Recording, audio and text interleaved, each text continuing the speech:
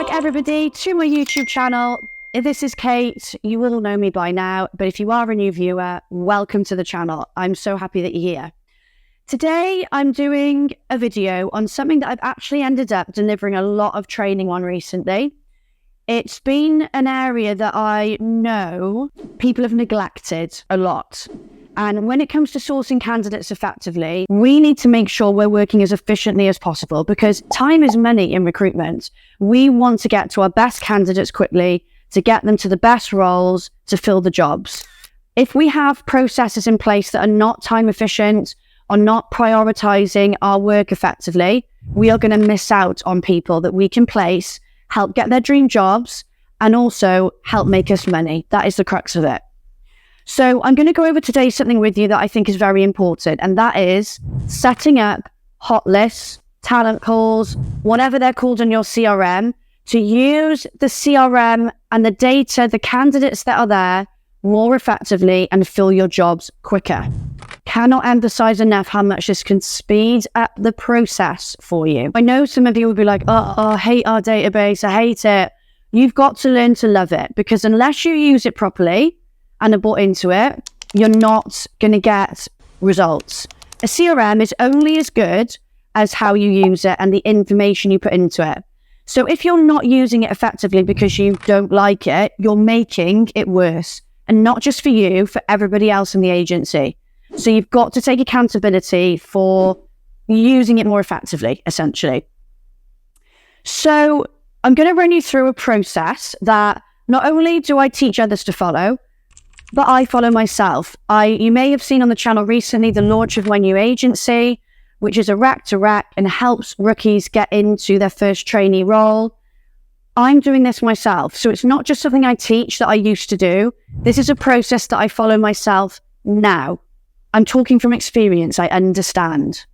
So for me, the most important thing that I've ever done, and that you will find is a game changer, is I have created on my CRM Hotlists. Now, I use Recruit CRM, which is, for me, the best CRM that I've used in a very long time.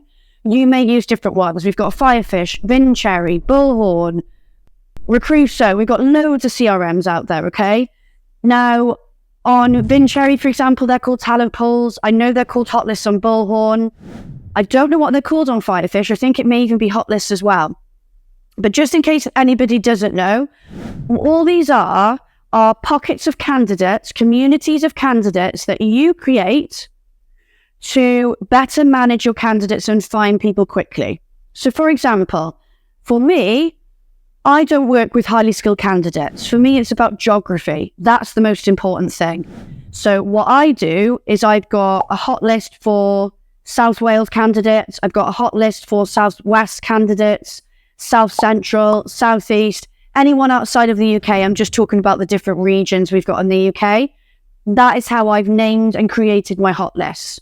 And every candidate that I'm working with that is active and that I rate, so not people that you're never going to work with, I section them off in the right hot list. And it's very, very easy to do with every CRM when you can do it in the candidate record, or you can go into the hot list and manually add somebody in. So what I would also make sure you do is that you are rating every candidate that you add onto the database. Now, for me on Recruit CRM, it's a star rating out of 10, I believe, or it could be 5. No, I think it's 5. On Bullhorn, I believe it's gold, silver, bronze. So there's different rating systems, but you rate them however you feel they are after dealing with them. And again, they're going to be ready in that hot list. So if you are doing a more niche skilled desk, I'll give you another example. So when I did pharmaceutical sales recruitment, I might have had my diabetes reps that lived in the Southwest in one hot list. Then I might have had my cardiology reps in the Southwest in another hot list. So, I was going by niche and location. You can call your hot list whatever you want.